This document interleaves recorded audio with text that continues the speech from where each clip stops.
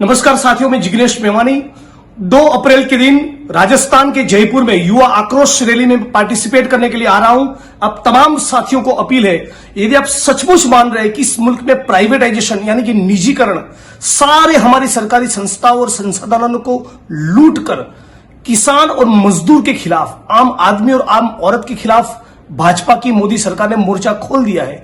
यदि इस निजीकरण के खिलाफ, बढ़ती हुई महंगाई और भ्रष्टाचार के खिलाफ, पेट्रोल डीजल के बढ़ते हुए दामों के खिलाफ और इस मुल्क में जितने भी प्रकार के एट्रोसिटीज और वायलेंस दलित, आदिवासी और माइनॉरिटीज पर हो रहे, बेरोजगारी के सवाल को लेकर मोदी जी कुछ भी नहीं करना चाहते और उसके ऊपर किसान आंदोलन के साथ एक डायलॉग की भी उनकी जो तैयारी नहीं, एक तरह से completely anti people, anti farmers legislation लेकर जो मोदी जी की सरकार आई, उन सब के खिलाफ 2 तारीख को 2 अप्रैल को जयपुर में मैं आ रहा हूं युवा आक्रोश रैली में। आप तमाम साथियों से, तमाम जयपुर वासियों से, राजस्थान वासियों से अपील है कि पूरे प्रदेश से आप लोग उमड़ पड़े और बहुत बड़ी तादाद में जन सैलाब खड़ा करके इस रैली को, इस मोर्चे को आप सफल बनाएं।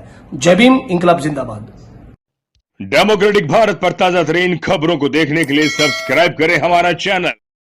कि समाज का कोई ना कोई हिस्सा आए दिन सड़कों पर है, कोई निजीकरण से परेशान है, कोई लेटरल एंट्री से परेशान है, कोई महंगाई, बेरोजगारी और किसान बिल जो अभी आपके सामने है कि 4 महीने से हमारे किसान भाई सड़कों पर हैं। तो कुल मिलाकर जो बीजेपी का जो चाल चरित्र और चेहरा है वो साफ साफ नजर आता है कि जो बीजेपी केंद्र में बैठी हुई जो संघ भाजपा की सरकार है, ये अपने चरित्र में सामंतवादी है, जातिवादी है और सांप्रदायिक है।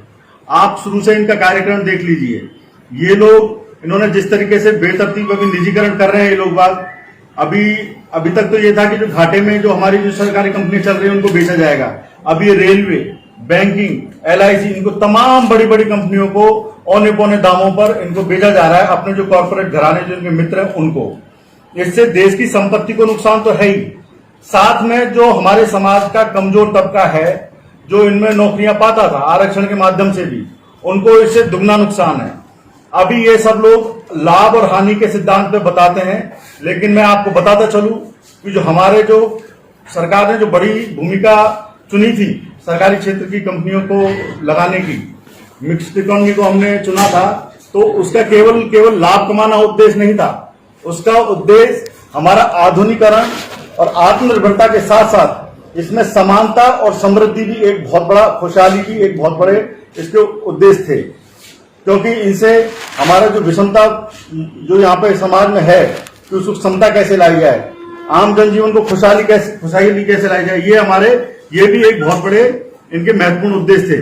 आज इस तरीके से बेच कर लाभ हानि की बात की जा रही है, ये मैं समझता हूं कि ये सरकार नहीं, ये देश नहीं चला रहे हैं, ये कंट्री नहीं चला रहे हैं, ये कंपनी की तरह अभी पूरे देश को ट्रीट किया जा रहा है। आक्रोश रैली किस रोज होगी, कितने लोग आए, कहां से आएंगे? मैं अपनी बात एक बार सिलसिले में कर दूंगा। ऐसे ही लेटरल एंट्री है, ये लोग जो बैठे हैं इनको संवैधानिक और लोकतंत्र में इनका कोई यकीन नहीं है। RSS के आप कई बार आप देख सकते हो उनके प्रोपेगेंडा को। अभी लेटरल एंट्री के माध्यम से ये लोग जो पुरानी हमारी संवैधानिक व्यवस्था है कि UPSC लोगों को चुनेगी, उनको तैयार करेगी, फिर वो नीति निर्माण करेंगे। अब ये प्राइवेट सेक्टर से जो बड़ी बड़ी कंपनियां हैं जो उनसे लोगों को लेंगे, वो कैसी नीतियां बनाएंगे, क्योंकि उन्होंने लाभ हानि के सिद्धांत ही सीखे हैं कंपनियों में बैठकर। तो देश की खुशहाली के लिए कैसी नीतियां बनाई जाएंगे, ये संदेहास्पद है।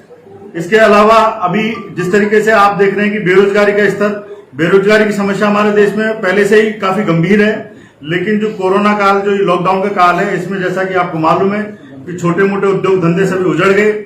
ऐसे में जो बेरोजगारी की समस्या है उसने बहुत विकराल रूप धारण कर लिया है, लेकिन सरकार की कहीं भी कोई विजन या कोई कार्यक्रम नहीं दिखाई देता कि इस समस्या से वो कैसे लड़ेंगे।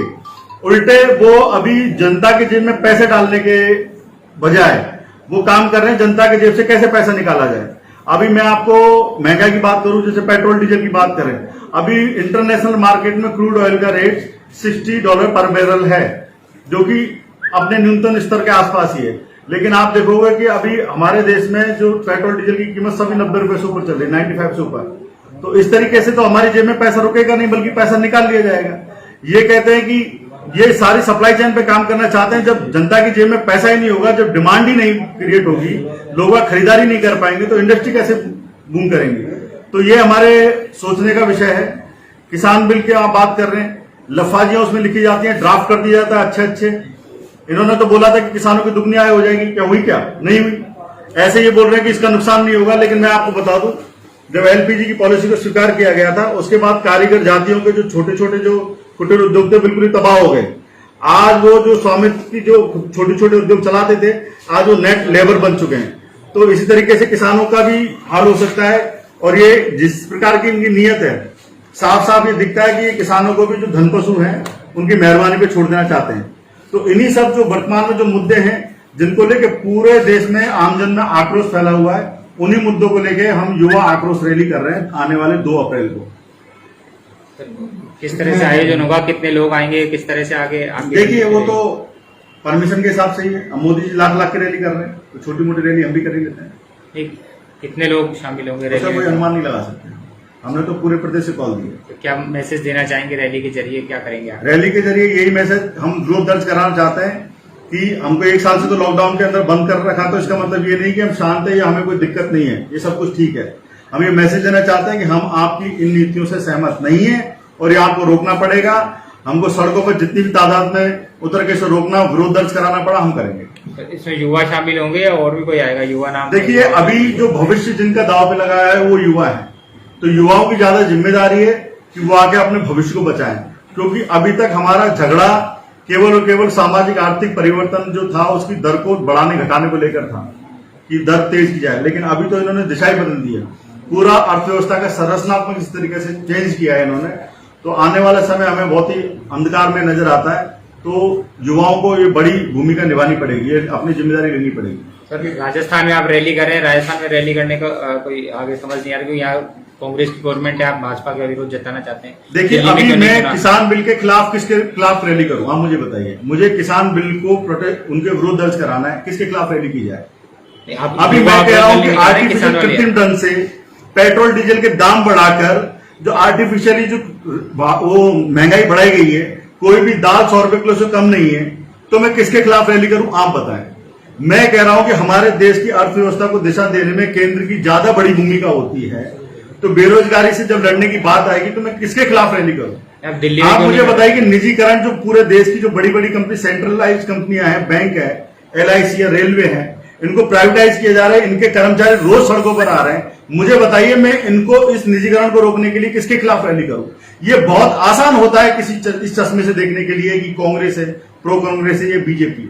हमको अपने देश के लिए, अपने भविष्य के लिए जिम्मेदार बनना पड़ेगा। और इस तरीके से जो ये क्वेश्चन है कि आप यहाँ पे सरकार कांग्रेस की, आप बीजेपी के खिलाफ रैली कर रहे हैं, तो उस तरीके से चश्मे से देखना भी हमको बंद करना चाहिए।